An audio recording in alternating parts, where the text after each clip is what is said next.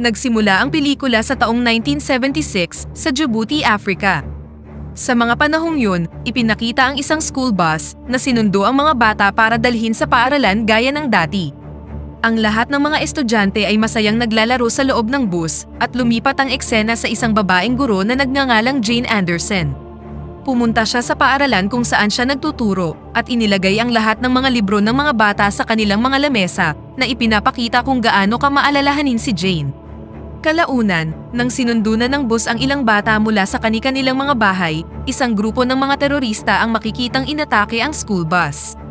Ang pinuno ng grupo na si Barkhad ay tinutukan ng baril ang driver at sinabihan siyang magmaneho papunta sa border.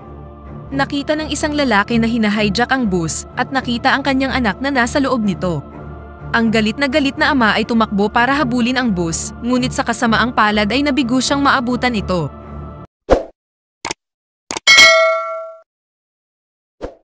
Labis na nag-aalala si Jane nang makitang walang ni isang estudyante ang dumating sa kanyang klase. Habang papunta sa border, tinanong ng isang bata ang isa sa mga terorista kung saan nila sila dadalhin. Gayunpaman, sinaktan siya ng terorista at sinabihan ang lahat na manahimik. Kalaunan, nahanap ng army ang bus at sinimulan itong habulin. Nang makita ito, pinaputukan nila ang army, habang si Barkhad naman ay inutusan ang driver na bilisan ang pagmamaneho. Gumamit ang mga sundalo ng walkie-talkie at inutusan ang mga sundalo sa border na pigilan sila. Ang mga sundalo sa border ay naglagay ng spike strip na naging sanhi ng pagkabutas ng mga gulong ng bus. Nang huminto ang sasakyan, isinara ang Somali border at kalaunan ay dumating na din ang French Army soldier. Kinuha ni Barkhad ang driver at inutusan siyang paalisin ang French Army dahil kung hindi, papatayin nila ang mga hostage. Agad na lumabas ang driver at sinabi sa hukbo ang plano ng mga terorista kapag hindi sila umatras. Sa puntong ito, ang bus ay nasa pagitan ng French at Somali border. Sa sumunod na eksena, ipinakita sa atin ng isang lalaking nagngangalang Andre Gervil na kasama ang kanyang asawa at anak na babae. Nasa ospital sila dahil bahagyang nasaktan ang kanyang anak sa isang maliit na aksidente. Hindi nagtagal, nakatanggap si Andre ng tawag at nakipagkita sa isang babaeng nagngangalang Michelle. Ibinigay niya kay Andre ang lahat ng impormasyon tungkol sa hostage-taking sa Djibouti, kung saan hawak ng mga terorista ang 21 bata sa pagitan ng dalawang border. Ipinaalam ni Michelle na nagpadala siya ng isang military advisor doon at plano niyang ipadala si Andre kasama ang isang special unit, ngunit hindi sila pwedeng gumawa ng anumang aksyon hanggat hindi sila binibigyan ng order. Samantala, labis ang pag-aalala ni Jane nang marinig na nasa hostage situation ang kanyang mga estudyante.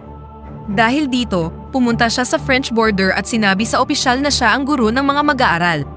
Hiniling niyang payagan siyang puntahan ang mga bata, ngunit tumanggi ang sundalo. Kalaunan, dumating ang isang general na nagngangalang Favrart. Ang pagdating ng general ay nakadistract sa mga nagbabantay na sundalo na nagbigay kay Jane ng pagkakataong tumakbo patungo sa mga bata. Nakatagpo niya si Barkhad na inutusan siyang huminto dahil kung hindi, papatayin niya ang isang inosenteng bata. Pinaalam ni Jane na kailangan ng mga bata ang kanilang guro at hiniling kay Barkhad na papasukin siya sa loob ng bus. Binanggit din ni Jane na isa siyang Amerikano, hindi isang Pranses. Nang marinig ito, pumayag na si Barkhad at pinapasok na si Jane sa loob. Pagkatapos, ipinakilala sa atin ang pinadalang military advisor na nagngangalang Philip Schaefer. Kalaunan ng gabing yun, ang bawat bata ay mahimbing nang natutulog, habang si Jane naman ay masusi silang sinusuri. Nakita niya ang bata na sinampal kanina ng terorista na nasa mahinang kondisyon, kaya dumiretso siya kay Barkhad. Sinabi niya sa kanya na kapag hindi nagamot ng isang profesional na doktor ang bata sa ngayon, maaaring magkaroon ng impeksyon ang kanyang sugat at maaari siyang mamatay. Gayunpaman, ipinakita lang sa kanya ni Barkhad ang isang baril at inutusan siyang bumalik sa loob ng bus. Kalaunan, si Andre at ang kanyang special unit ay dumating na sa border. Sinabihan sila ng general na gabi na, kaya inutusan niya silang magpahinga at sa sunod na araw na lang sila magtrabaho. Ang bawat isa sa kanila ay kinuha ang kanilang mga armas at nagsimula ng magpahinga, maliban kay Andre na hindi muna natulog at sinubukang alamin kung paano ililigtas ang mga bata mula sa ganitong sitwasyon. Nakaisip siya ng isang plano kung saan pupunta siya doon, habang ang dalawa sa kanyang mga tauhan ay bibigyan siya ng cover mula sa likod, handang magpaputok anumang oras gamit ang kanilang mga sniper. Sinabi sa kanya ng general na isa itong masamang ideya at hindi niya dapat ito gawin. Binanggit din ni Favart na wala silang order na gawin ito. Gayunpaman, hindi dito sumang-ayon si Andre at pumunta pa rin sa school bus. Nagawa niyang makapagtago malapit sa may bus at kalaunan ay lumabas si Jane para mag-jingle. Nang makita niya si Andre, halos mapasigaw na siya ngunit na-realize niyang naririto ang sundalo upang iligtas siya at pati na rin ang mga bata. Ang Somali border ay biglang binuksan ang kanilang mga ilaw na naging isang napakalaking problema kay Andre dahil wala siyang magandang hiding spot. Nagawa niyang makalayo mula doon, ngunit mas lumala ang sitwasyon nang binuksan din ng French border ang kanilang mga ilaw. Kahit papaano'y nakaalis siya mula sa bus nang hindi nahuhuli ng mga terorista. Nang makabalik, galit na galit siya sa general sa pagbukas ng kanilang mga ilaw. Pagkatapos, sinimulan na niyang ipaliwanag ang kanyang plano at sinabing plano niyang patayin ang 4 na terorista ng sabay-sabay upang walang ni isang maiiwan na maaaring bumaril sa mga bata. Sumang-ayon dito si Philip, ngunit hindi pumayag si General Favart. Sinabi ni Favart na kapag binaril nila ang mga terorista, iisipin ng Somali border na inaatake nila sila. Kapag gumanti sila ng putok, kakailanganin din nilang lumaban at mailalagay nito sa panganib ang mga bata. Sinubukan ni Andre na kumbinsihin si Favart at tiniyak sa kanya na ligtas na maiuuwi ng kanyang team ang mga bata.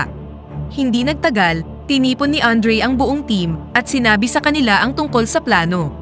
Pinaalam niya sa kanila na pupunta sila sa isang ligtas na spot sa pagitan ng 2 border kung saan hindi sila makikita ng mga terorista at doon ipoposisyon ang kanilang mga sarili.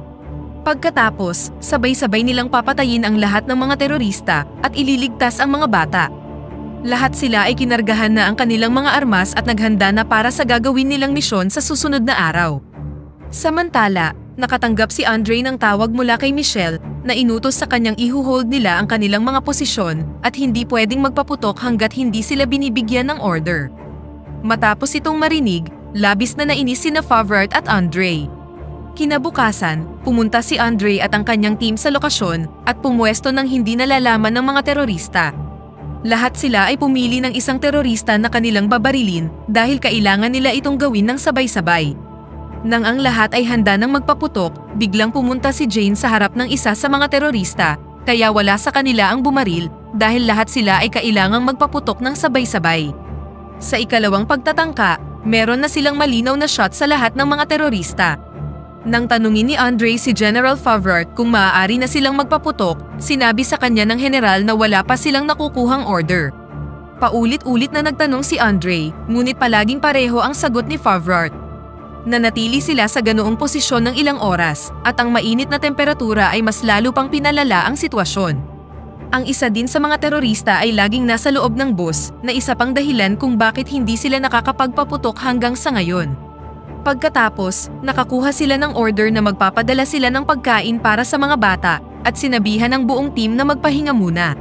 Habang nagpapahinga ang team, napansin ni Andre ang ilang armadong kalalakihan sa Somalia border. Tinanong niya ang general tungkol dito, ngunit sumagot si Favart na wala rin siyang alam sa bagay na ito. Hindi nagtagal, isang opisyal ang lumapit sa may bus at nagbigay ng pagkain sa mga bata. Isang batang babae ang nagtago sa likod ng opisyal, ngunit pinatay ni Barkad ang lalaki nang uminit ang mga bagay-bagay.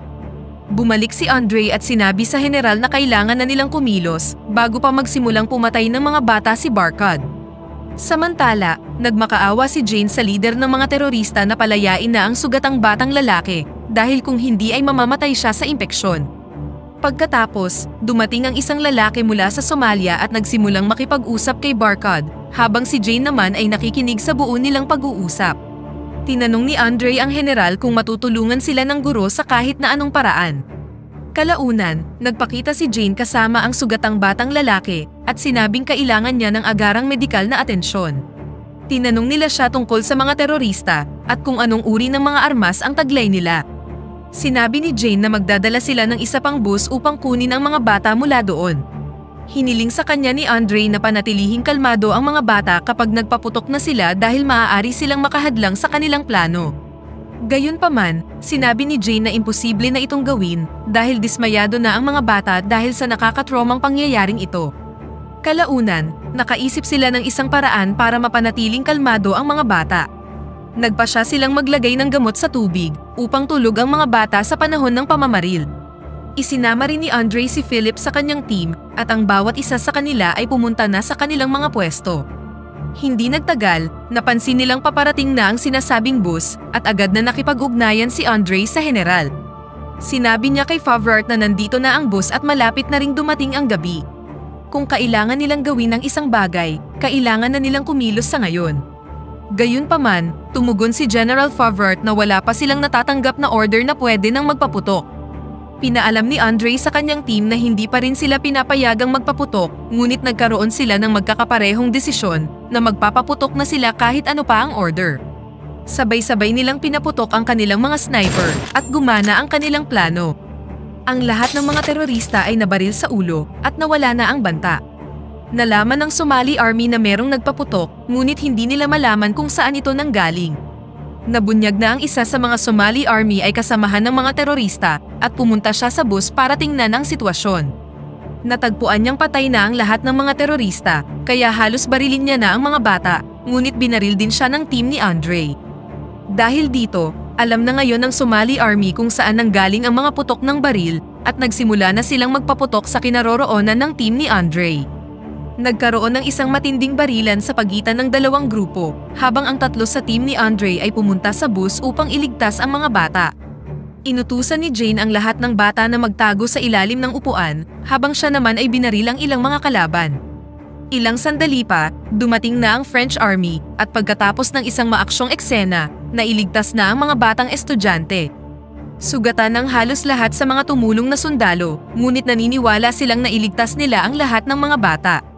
Sa kasamaang palad, natamaan ang isang batang babae at namatay sa harap ng lahat, na labis na ikinalungkot ng mga sundalo, lalo na ni Andre. Sa kabila nito, ang iba sa mga bata ay muling nakasama ang kanilang mga pamilya. Pagkaraan ng 3 buwan, ang pangkat ni Andre ay binigyan ng pangalang GIGN at dito na nagtatapos ang pelikula.